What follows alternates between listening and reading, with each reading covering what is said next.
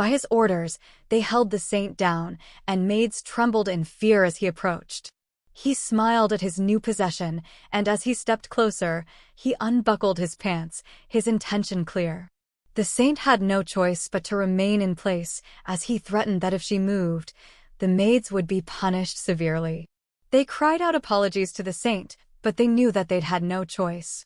He closed in and grasped her by the chin, his deranged smile still fixed in place as he stated, "You should look at me unless you want to be blindfolded." Her eyes held defiance as she called the man vile names, but her words were soon muffled by his hand as he stated he should have silenced her mouth instead. The saint was humanity's only hope of weeding out demons that hid within society. The temple had made it its sole mission to eradicate demons from the human world, and the saint was a sacred being that possessed extraordinary power unlike that of any other human. The three most influential families were presented before the saint, and she was to marry the chosen head of these families. She would point out the demons hidden within these families, and thereafter she was to use her purification abilities, possessed only by the saint, to destroy these demons. And on the day when mass divine power descended to the earth, she was to use her power to seal the gates of hell forever. The first family she'd chosen was Duke Orobos, and while he was not a demon, his vile personality could be mistaken for one. He'd chased her down like prey within his fortress, and she'd been trapped with no way out. Ready to commit atrocities for his amusement, but he'd been interrupted as troughs of holy knights filed into the room condemning him for being a demon due to his non-consensual exploits, and he was to be executed. And while the knight read him his rights, the maids had cried joyfully, knowing they were now safe. The duke's eyes turned malicious as he lunged towards the saint, his possessiveness at its peak, for no one was allowed to touch his possessions, he screamed. And that was how Betrayal had died in her first life.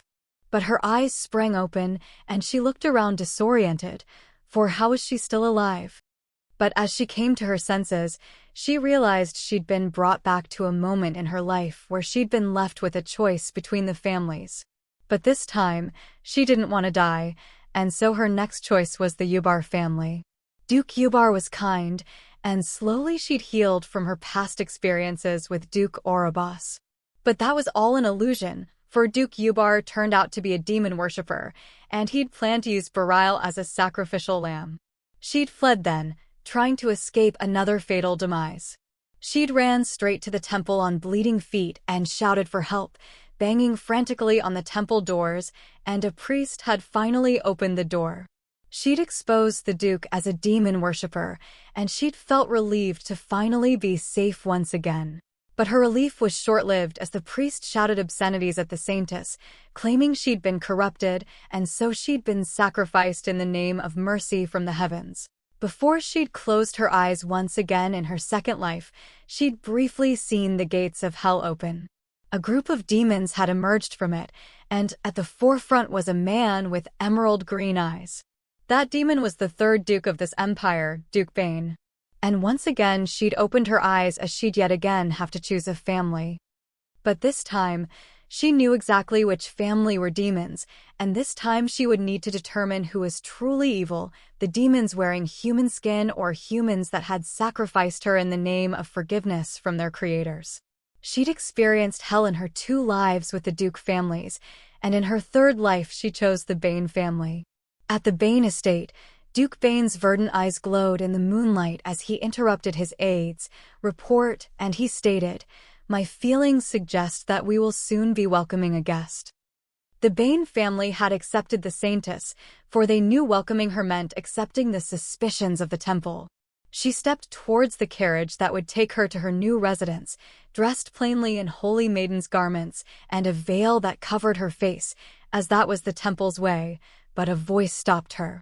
A blonde priest approached her with a smile as he wished her well on her sacred mission, and she was thankful her facial features were concealed by the veil, for she grimaced at the sight of him.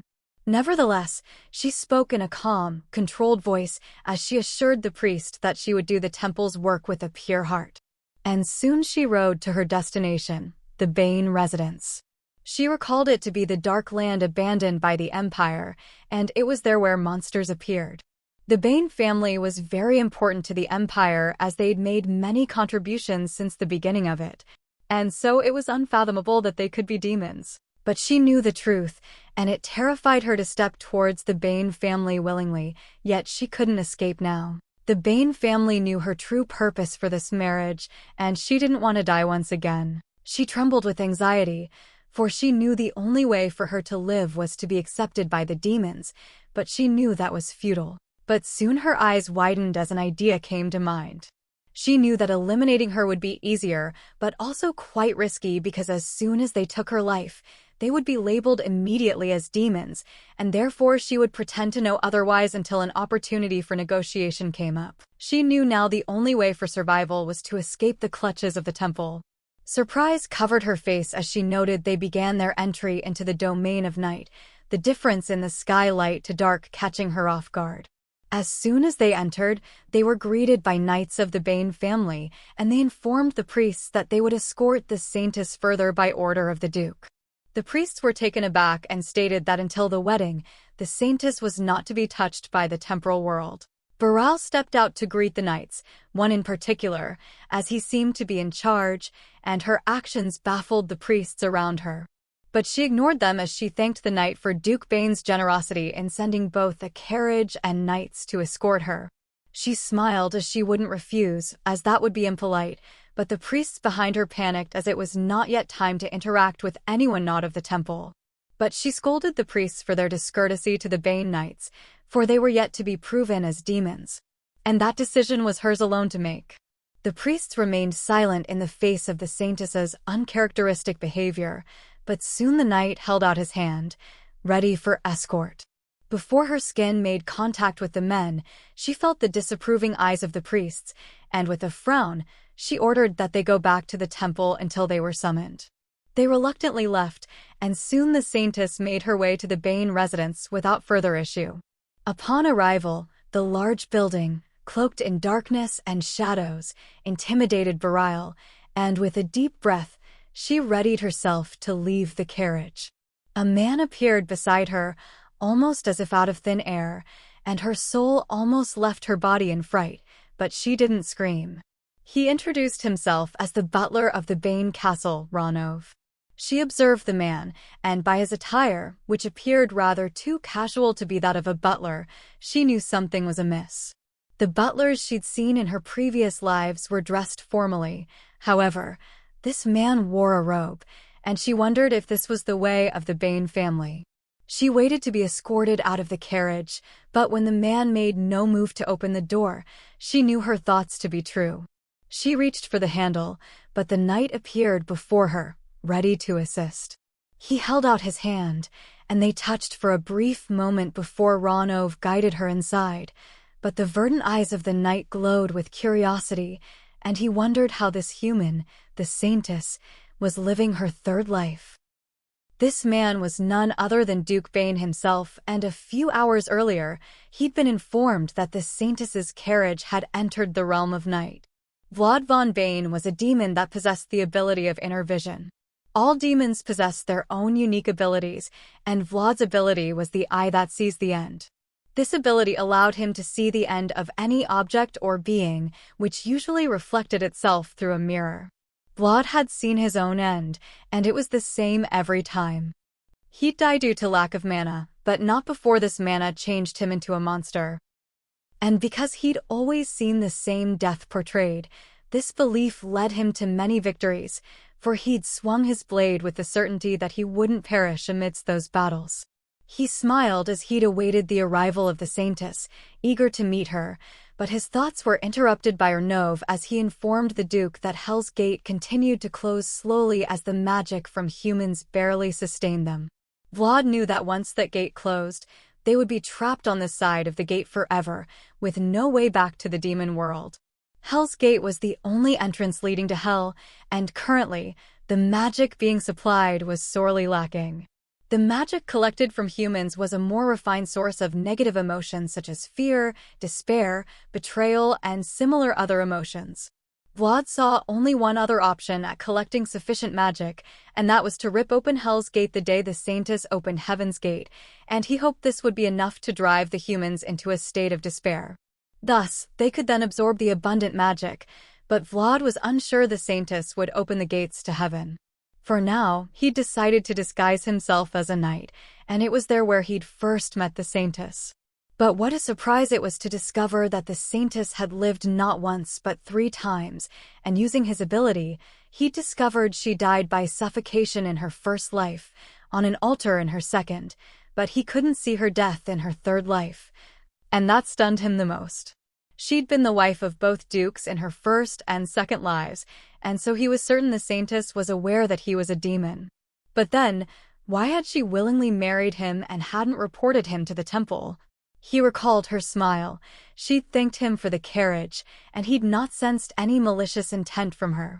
A loud roar echoed from deep within the forest, and the Saintess inquired about it. Vlad smiled as he suggested not looking around too much lest she see something unpleasant. But quickly tacked on, "Of course, it doesn't matter if you don't plan on staying long." His words were quite unexpected, and she knew the underlying meaning. The sooner she reported them, the sooner she'd be able to leave. She looked at him with earnest eyes as she stated, matter of fact, "You'll protect me," and after a moment of silence, he'd assured her he would. He trotted off, and soon she jumped in her seat, startled by yet another loud roar. But after a moment, her racing heart slowed down to a gentle thump as she recalled the knight and his confident voice. Another thought occurred to her, and she wondered why they killed monsters if they were of the same kind. This was before she'd arrived at the castle, and presently, Renov guided her up a set of stairs, and she questioned if the reception room was on the 2nd floor. She found this to be unusual since she'd experienced enough of nobility in her previous lives to know that the waiting room was on the 1st floor. Renov stopped in his tracks and thought for a moment before he informed her that it was actually on the 3rd floor, news that surprised her. At her startled expression, Renov knew something was wrong and stated that the waiting room would be moved to the 1st floor. Again, his words baffled her because he'd said it as though he was moving a vase instead of an entire room.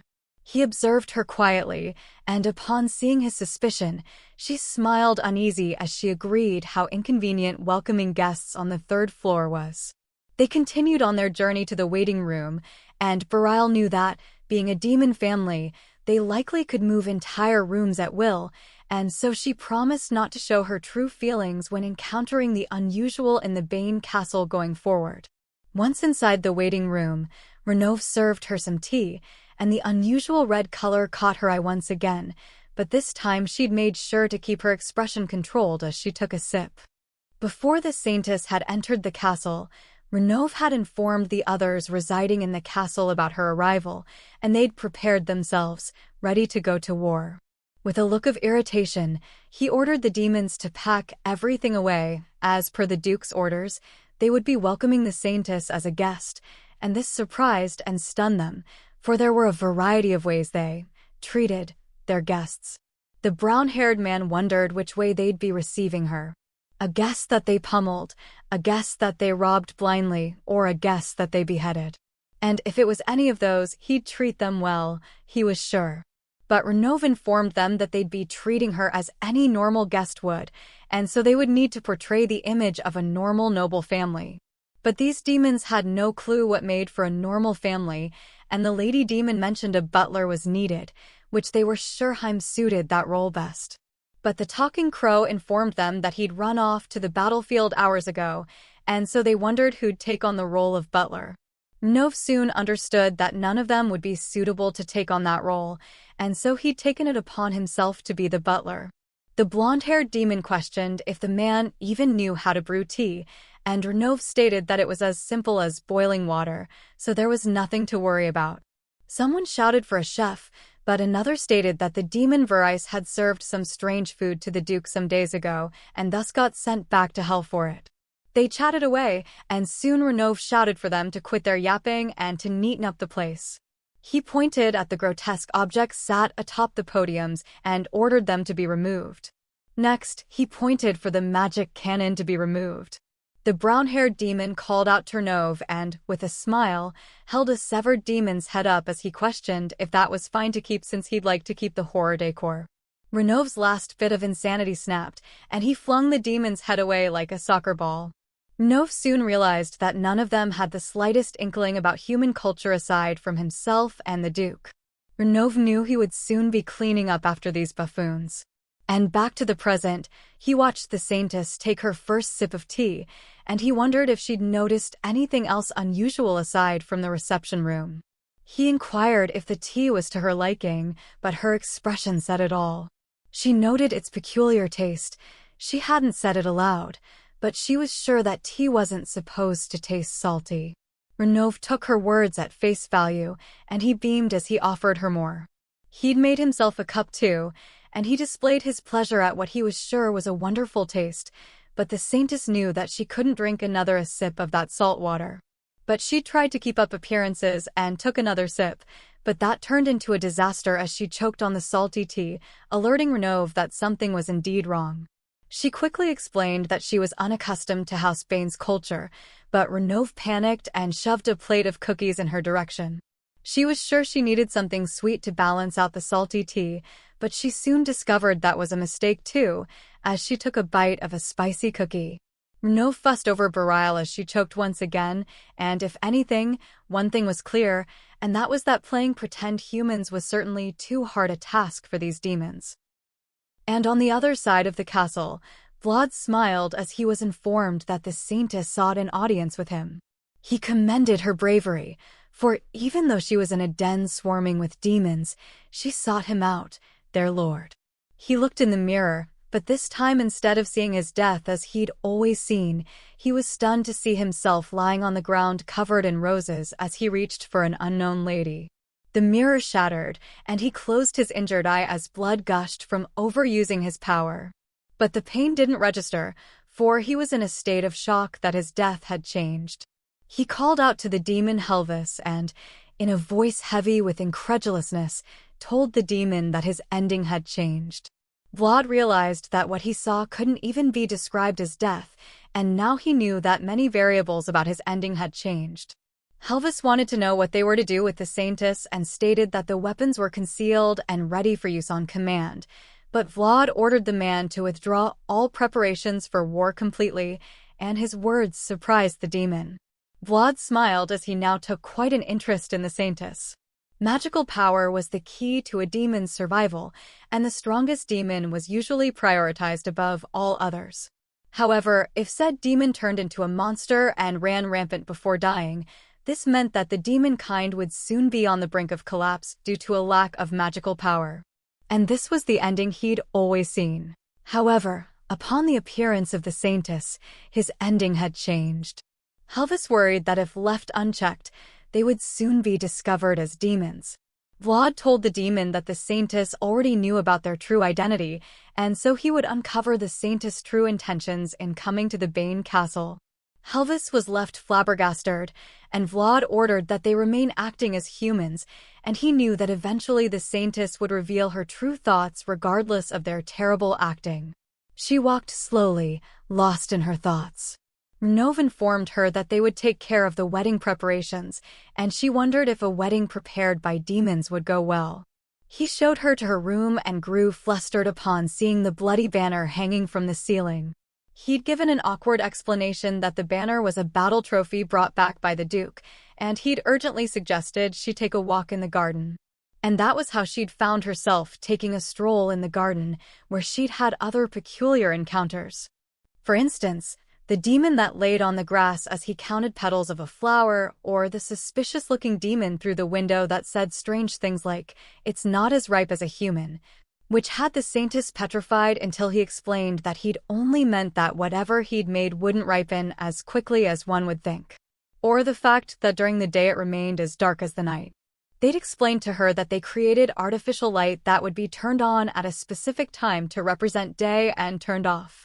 She touched the little particles of light with a smile, but a voice spoke up, pulling her from her thoughts. She turned, and upon realizing it was the knight that had escorted her to the castle, she smiled brightly at the man. She'd also found comfort in seeing a familiar face after her meeting with a demon who'd greeted her with a kitchen knife. She'd explained that she'd found the little flecks of light truly amazing, and he explained that it was created using moonlight, which was collected at night and released through gems during the day. He wondered if she preferred bright places. She looked at the night once again, but this time, the man had removed his helmet, and his verdant eyes held her spellbound. But what fascinated her more was the fact that his hair color had changed from white blonde to midnight black.